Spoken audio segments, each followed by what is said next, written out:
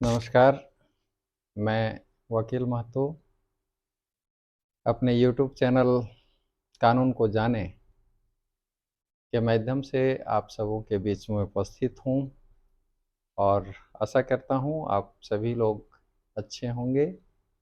मैंने अपने पूर्व वीडियो में पुरानी हिंदू विधि के अनुसार जो वैवाहिक कार्यक्रम या विवाह कितने प्रकार के होते थे उसके संबंध में मैंने आपको जानकारी दी थी, जिसे मैं आपको शॉर्ट में बता देता हूँ कि पुरानी हिंदू विधि में विवाह 8 प्रकार से होते थे, जिसमें पहला ब्रह्म विवाह, दूसरा देव विवाह, तीसरा आर्य विवाह, चौथा प्रजापत्य विवाह जो मैन विवाह थे, फिर उसी में असुर विवाह, राक्षस विवाह और गंधर्व विवाह और पैशाच विवाह। ये 8 प्रकार के विवाह जो होते थे, इसके संबंध में मैंने अपने पूर्व वीडियो में बताया था आपको। ये विवाह का पहला वर्गीकरण था। उसमें और एक वर्गीकरण है जो पूर्व में, जब हमारे यहाँ जाति व्यवस्था प्रचलित नहीं थी, उस समय जो शादियाँ होती थी वो उन शादियों को जो प्रचलन में थे, जिन्हें मान्य समझा जाता था, वो शादी होती थी जिसको हम अनुलोम विवाह और प्रतिलोम विवाह कहते हैं। अनुलोम विवाह में वर होता था उच्च जाति से और कन्या होती थी निम्न जाति से, परंतु उन दोनों की शादी मान्य मानी जाती थी और उनसे जो उत्पन्न बच्चे होते थे, जो पुत्र होते थे, वो संपत्ति के उत्तराधिकारी होते थे। हालांकि ऐसे विवाह को मान्यता दिया जाता था, परंतु एक आया गुलाबवती बनाम जीवनलालवाद में कि वैश्य वर और शूद्र कन्या या ब्राह्मण वर या शूद्र कन्या, उन लोगों का जो विवाह है वो मान्य था और वो उनसे जो उत्पन्न पुत्र होते थे उनको संपत्ति में हिस्सा दिया जाता था। उसी में न्यायालय का निर्णय भी कभी पक्ष में कभी विपक्ष में रहा। इलाहाबाद उच्च न्यायालय और मद्रास उच्च न्यायालय का मत इसमें विपरीत दिया गया, फिर भी ये मान्य विवाह था।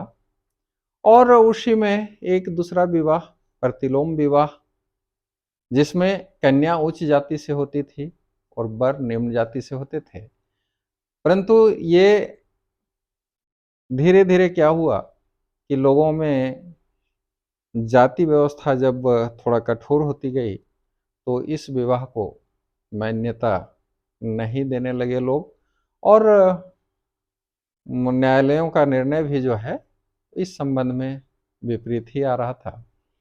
तो ये पुरानी हिंदू विधि में इस तरह की बातें थी। चूंकि जाति व्यवस्था को कठोर होता चला गया बाद में, तो जो जाति व्यवस्था बढ़ी तो प्रतिलोम विवाह जो है सो मान्य नहीं हो गया या उसको समाप्त कर दिया गया।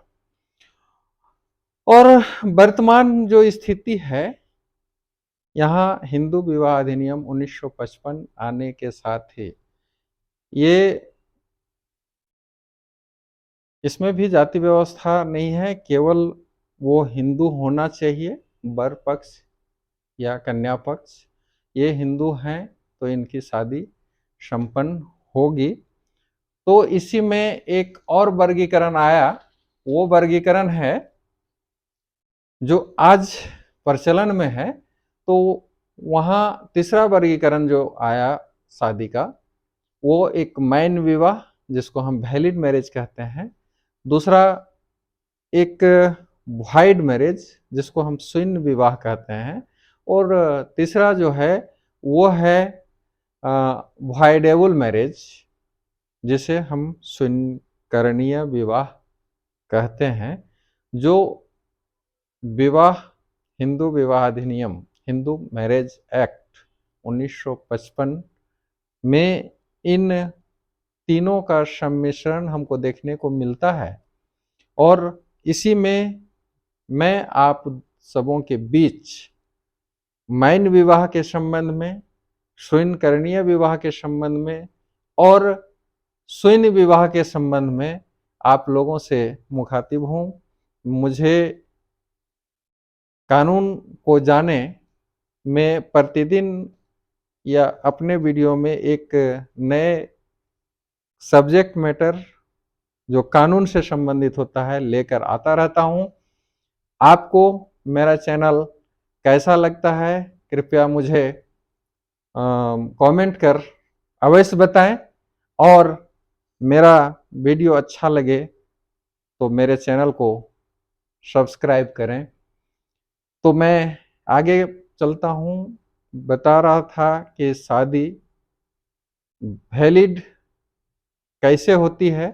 तो हिंदू मैरिज एक्ट का सेक्शन 5 स्पष्ट करता है कि अगर वर पक्ष और कन्या पक्ष, वर की उम्र 21 वर्ष और वधू की उम्र अगर 18 वर्ष है तो वो शादी कर सकते हैं, उनका मैरिज का रजिस्ट्रेशन हो सकता है। और ये जो रजिस्ट्रेशन होगा वो स्पेशल मैरिज रजिस्ट्रार के यहाँ, जहाँ पर हम लोग रजिस्ट्री करते हैं या निबंधन कार्यालय जो होता है वहाँ इसका निबंधन होगा। तो हम देखते हैं कि जो शादी की प्रथाएं थी उसमें जाति प्रथा कठोर होती गई और उसके लिए लोग अपने स्वजातीय में विवाह को ये करते थे, स्वजाति वर वधू होना चाहिए तभी विवाह होता था, यानी कि पक्षकार। उसको वर वधू कहने का मतलब है वो पक्षकार जो विवाह के लिए दो पक्ष, वर पक्ष और कन्या पक्ष होते हैं, वो स्वजातीय होने चाहिए थे। और वो सपिंड न हो। सपिंड का मैं थोड़ा सा आप लोगों को बताना चाहता हूँ कि जो प्रथाएं हैं, पूजा करने की विधि जो है, जो उसको एक ही अगर होता है दोनों में, वर में भी और कन्या में भी, तो वो सपिंड कहलाते हैं। और ये हिंदू विधि के लिए स्पष्ट होता है कि एक ही सपिंड के अगर हैं तो उन दोनों में वैवाहिक संबंध नहीं कायम हो सकता है। तो पहले जो जाति व्यवस्थाएं थी उसमें 4 प्रकार की जातियां थी, ब्राह्मण, क्षत्रिय, वैश्य और शूद्र। तो ये 4 जातियों में बटा हुआ था हिंदू समाज। और 1955 का जो हिंदू मैरिज एक्ट आया, बहुत ही बृहत उसका प्रभाव है। हिंदू में वो सारे आते हैं, ब्राह्मण, वैश्य, क्षत्रिय, शूद्र जो भी हैं सारे लोग हिंदू में आते हैं, सेव एंड एक्सेप्ट मुस्लिम, ईसाई और जो है पारसी। इन सब को छोड़ करके जो भी हैं वो हिंदू मैरिज एक्ट से गाइड होते हैं, उनका रजिस्ट्रेशन हिंदू मैरिज एक्ट के तहत किया जाता है। और राज्य सरकारें जो है अपने निबंधन कार्यालयों के माध्यम से उन विवाहों का पंजीकरण करती है। तो चलिए आइए जानते हैं कि वैलिड मैरिज क्या होता है। तो वैलिड मैरिज है हिंदू मैरिज एक्ट 1955 का सेक्शन 5 में 5 बातें कही गई हैं, जिन कंडीशन को कहा गया है वो कंडीशन अगर फुलफिल करता है दोनों पक्ष तो वो वैलिड मैरिज कहा जाता है। वो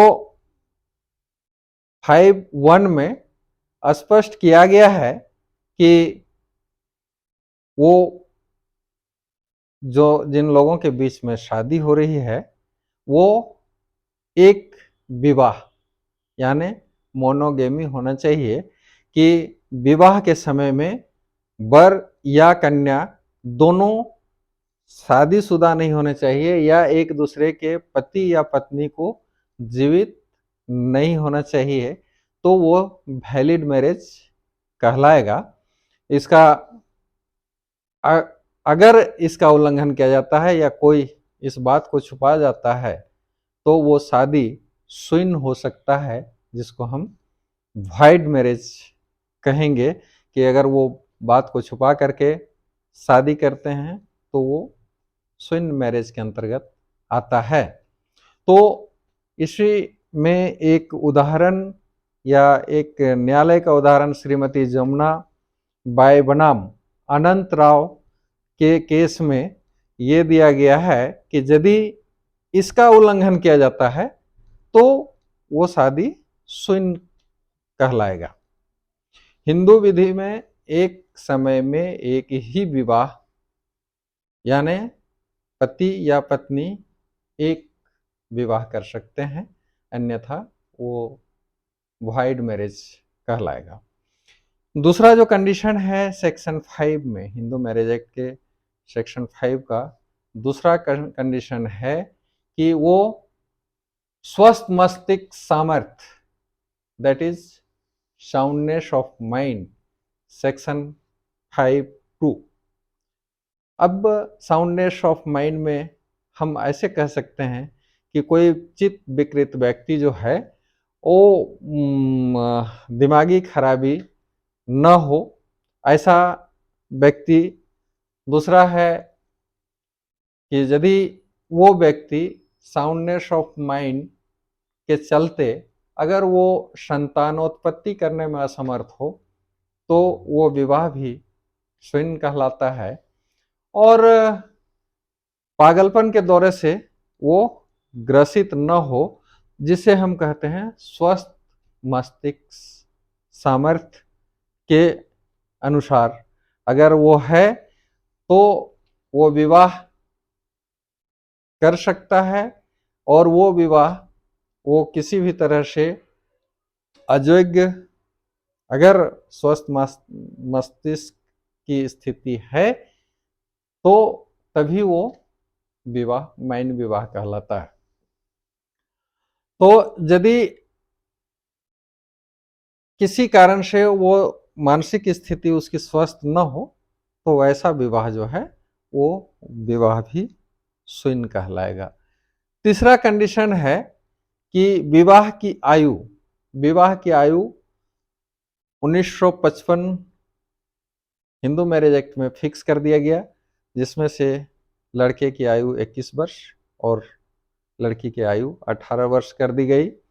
और उसके बाद नेक्स्ट है सहमति, जिसको कि चूंकि अब एज की बात आई इसको समाप्त किया गया है, रिपील कर दिया गया है, लेकिन उसमें सहमति गार्जियन की होनी चाहिए, जिसको इस हिंदू विवाह में उसको समाप्त कर दिया गया है। और नेक्स्ट है कि प्रतिसिद्ध संबंध जो है वो नहीं होना चाहिए। प्रतिसिद्ध संबंध किसको कहते हैं ये हम आपको कहेंगे कि यदि आप हिंदू रिलेट करते हैं तो कुछ संबंध जो हैं प्रतिषेध किया गया है, यानी कि आपको वैसा करने से मना किया गया है, और वो लीनियन एंटीसीडेंट न हो, माने एक वंश परंपरा के पूर्वज न हो। दूसरा है कि वो एक दूसरे की वंश परंपरा में पूर्वज के संतति या उसके पति या पत्नी न हो, एक दूसरे के भाई की या पिता या मातामह या पितामह की जो है, या पितामही या मातामही के भाई की पत्नी नहीं होनी चाहिए। नेक्स्ट है कि भाई बहन का जो संबंध है, भाई बहन में मैरिज नहीं हो सकता है। चाचा भतीजी हो या चाची भतीजा हो, या भाई या बहन या दो भाई या दो बहन के संतानें आपस में, उनकी शादी नहीं हो सकती है। यानी कि हिंदू मैरिज एक्ट का सेक्शन 5 का जो है उल्लंघन अगर इस प्रतिष्ठित संबंध में, जिसका जिक्र हमारा हिंदू अधिनियम विवाह 1955 का धारा 3(6) में, इस संबंध में जो मैंने अभी आपको बताया कि कौन कौन से ऐसे संबंध हैं जो हमारे हिंदू समाज में प्रतिषेध किए गए हैं और उनके बीच वो शादी नहीं हो सकती है अगर वर और कन्या दोनों पक्ष के बीच में अगर वैसी कोई प्रथा प्रचलित है और दोनों में मान्य है, तो वैसे इस जगह में ये माना जा सकता है। लेकिन अन्यथा ये प्रतिषेध संबंध जो है, अगर ऐसा है तो वो विवाह मान्य नहीं होगा और विवाह का शून्यकरण किया जा सकता है। तो ये हुआ। और अब जो सपिंड वाली बात है, मैंने आपको बता दिया है कि एक दूसरे के सपिंड नहीं होनी चाहिए। और नेक्स्ट है कि आवश्यक अनुष्ठान, सेक्शन 5 में ये बात का जिक्र किया गया है कि अगर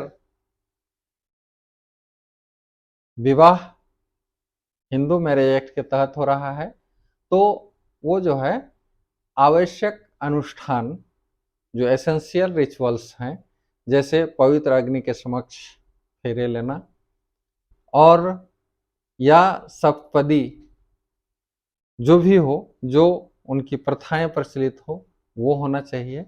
और सेक्शन 5 में अंतिम ये है कि वो विवाह का रजिस्ट्रेशन अवश्य होना चाहिए। तो विवाह का जब रजिस्ट्रेशन किया जाता है तो प्रत्येक राज्य सरकार को इस संबंध में दिशा निर्देश दिया गया है कि वो अपने किसी विशेष क्षेत्र के लिए वो मैरिज रजिस्ट्रेशन का एक ऑफिस रखे और वहां पर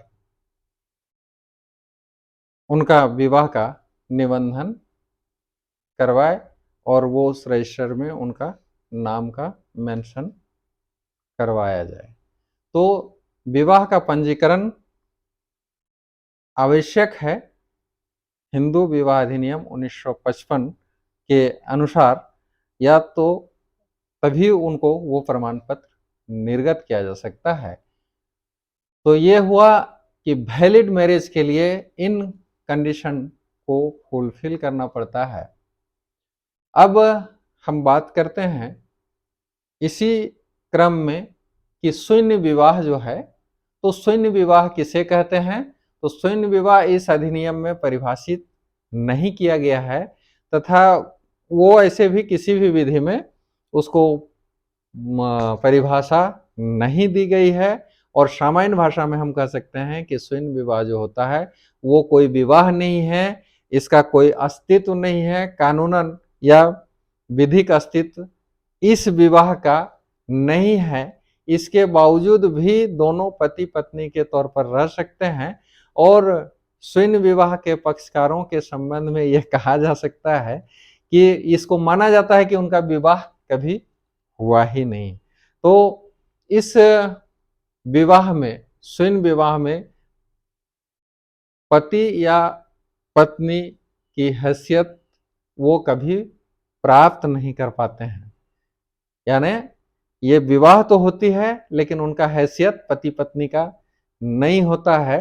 लेकिन इसी क्रम में जब 1976 में संशोधन हुआ हिंदू मैरिज एक्ट का, तो उस संशोधन में एक वैध विवाह के लिए जो है जो शर्त दिया गया, उस 5 शर्तों का जो निर्धारण है, उस शर्त में हम कह सकते हैं कि ये शर्त एक विवाह जो हम लोग बोले कि मोनोगेमी होना चाहिए, उनको जो है सो विवाह के समय किसी का पति या पत्नी जीवित नहीं होनी चाहिए, तभी वो एक वैलिड मैरिज है। तो अगर वैसा कुछ होता है कि वो पति या पत्नी कोई हैं, तो वो भी मैरिज शून्य होगा। और चौथा जो हम लोग ने कहा था कि प्रतिषेध संबंध, तो वाइड मैरिज तभी हो सकता है या उसका विवाह शून्य तभी किया जा सकता है जब वो प्रतिषेध संबंध में विवाह करते हैं। तो ये जो है, और तीसरा जो है, तीसरा मामला है कि विवाह के पक्षकार एक दूसरे के सपिंड न हो। अगर सपिंड में शादी होती है तो वो विवाह भी शून्य विवाह की श्रेणी में आता है। तो अगर इन शर्तों का उल्लंघन होता है तो हिंदू विवाह अधिनियम की धारा 11 के तहत उस विवाह को शून्य घोषित करवाया जा सकता है या अकृत घोषित करवाया जा सकता है। अब इसी में हम जो तीसरा है विवाह का जो शून्यकरण है, तो विवाह का शून्यकरण से पूर्व हम एक बात बताना चाहें कि यदि वर पक्ष या वधु पक्ष किसी भी सेक्शन 5 के किसी धारा का उल्लंघन करते हैं तो 1 महीने की सादा कारावास की सजा या 1000 रुपये का जुर्माना या तो दोनों ही सजाएं दी जा सकती हैं, जिसका वर्णन 18 धारा 18 हिंदू अधिनियम विवाह अधिनियम में दिया हुआ है, जिसमें 1000 रुपये का फाइन प्लस 1 माह का सादा कारावास की सजा दी जा सकती है। तो अब हम देखते हैं कि शून्यकरण विवाह क्या है, यानी कि वाइडेबल मैरिज जो है वो शून्यकरण विवाह के संबंध में इस अधिनियम में कहा गया है कि शून्यकरणीय विवाह वह विवाह है जो एक पक्षकार के विकल्प पर भंग किया जा सके किंतु दूसरे के विकल्प पर नहीं। यानी कि जब तक इसको भंग नहीं किया जाता है माननीय न्यायालयों के द्वारा, तब तक ये विवाह मैन विवाह रहता है। और जिस क्षण न्यायालय इस विवाह को शून्य घोषित करे, शून्यकरणीय स्वीकार कर लेता है, उसी क्षण से यह विवाह को शून्य माना जाता है, यानी कि वो विवाह जो है 0 हो जाता है। तो इस विवाह को शून्यकरण करने के लिए न्यायालय का जब शरण लिया जाता है तो इसके जो कारण है वो कारण है कि अगर पति नपुंसकता से ग्रसित हो, यानी इम्पोर्टेंसी हो उसमें, तो वैसी स्थिति में उस शादी को शून्यकरणीय घोषित न्यायालय के द्वारा किया जा सकता है। और धारा 12(1) में इसका जिक्र किया गया है। मंजित कौर बनाम सुरेंद्र सिंह मामला में यह कहा गया था कि वो 1 सप्ताह तक शादी के बाद रही, लेकिन पति उनके साथ संबंध नहीं बना पाए, जिसके कारण से उनका संबंध को शून्यकरण घोषित किया गया। दूसरा है जो मानसिक अस्वस्थ नहीं होने चाहिए किसी भी परिस्थिति में, यदि मेंटल डिस्टरबेंस है तो इसको आधार बना करके भी विवाह को शून्यकरणीय घोषित किया जा सकता है। तीसरा, छल कपट या बल के द्वारा यदि सहमति ली जाती है तो वो विवाह भी शून्यकरणीय विवाह की श्रेणी में आएगा। ये रमाकांत बनाम महेंद्र लक्ष्मीदास मामले में दिया गया है।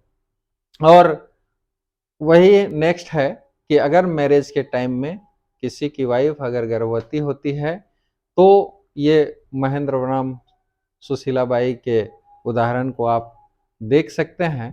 तो इस स्थिति में हम कह सकते हैं कि आखिर वाइड मैरिज और वाइडेबल मैरिज में अंतर क्या है। तो वाइड मैरिज जो है ये शुरू से ही इसको शून्य माना जाता है, यानी कि उसको विवाह की श्रेणी में या किसी तरह का कुछ भी अधिकार, यानी कि शुरू से ही उस विवाह को जीरो मान लिया जाता है। लेकिन वाइडेबल मैरिज जो है, स्वयंकरणीय विवाह जो है, वो शुरू से ही शून्य नहीं होते हैं, बल्कि उसमें वो पावर होता है।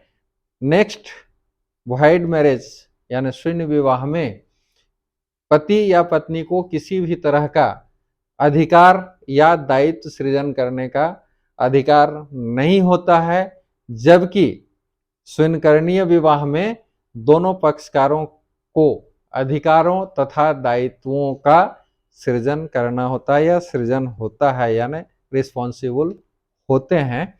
और वाइड मैरिज में कहीं से भी न्यायालय के द्वारा उसको डिक्लेयर करने की आवश्यकता नहीं है, उसके लिए सुन करने की आवश्यकता नहीं है। जबकि वाइडेबल मैरिज के लिए वो पीड़ित पक्षकार जो है वो न्यायालय का शरण ले सकते हैं और विवाह को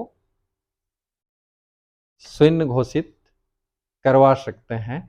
तो इस तरह से हम देखते हैं कि एक मान्य विवाह के लिए जो आवश्यक शर्त है कि पति पत्नी कहीं भी शादी के समय में उनका कोई भी बैकग्राउंड में पति या पत्नी जीवित ना हो, साउंडनेस ऑफ माइंड हो, कॉन्सेंट देने में एबल हो और सपिन न हो, प्रतिषेध संबंध में न हो, तो उसको हम मान्य विवाह मानते हैं और उस स्थिति में विवाह का रजिस्ट्रेशन वैलिड होता है।